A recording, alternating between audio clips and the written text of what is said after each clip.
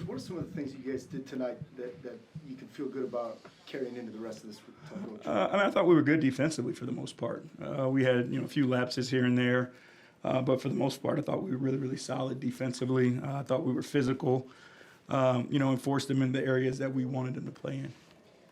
You guys have great structure, but when, like, watching tonight, it just seems like the guy, to a man, everybody played free. Do you get that sense? Do you see, like, them at their best when it's like they're just playing? Yeah, and that's what it should be, right? Like, you shouldn't let structure get in the way of great artists, right? You let them go do their thing. As long as they're doing it for each other and playing selfless basketball, every one of those guys has the ability to play and the freedom to play to their strength. So that's what we try to do. Obviously, we talk about spacing and spots on the floor and those types of things, but your responsibility is to be the best version of yourself in a selfless way, and that's what our guys are. Have you seen Beasley and Have you seen anything different in terms of 𝗙𝗢𝗟𝗢𝗪's focus on the defensive side of the ball? I think with 4 blocks tonight, he's averaging like 5 blocks over the last 2-3 games. Yeah, I mean, he's figured out, his positioning and on the weak side at a high level. He's reading the drivers, at a high level, and he's early to his spots. Obviously, the athleticism and the power that he presents, but he's just done a great job of learning, the system and then reading the floor in front of him and protecting the rim. Do you think Schroeder and Beasley combined for the shortest alley-oop of the season? Yeah, Beasley, he barely got over the rim to finish it. He had a second one, too. Again, he barely got over the rim to finish it. When you think, I know you talk about not being able to replace, but you don't want to replace everything like Tobias does, and obviously with Stu being such a tone setter for you.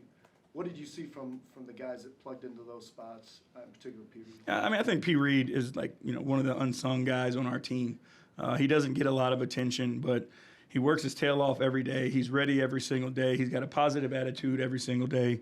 Whether you put him in at the end of the game, in the middle of the game, we would put him in to start a fourth quarter to try to make a run. Like, he brings the same level of energy and enthusiasm.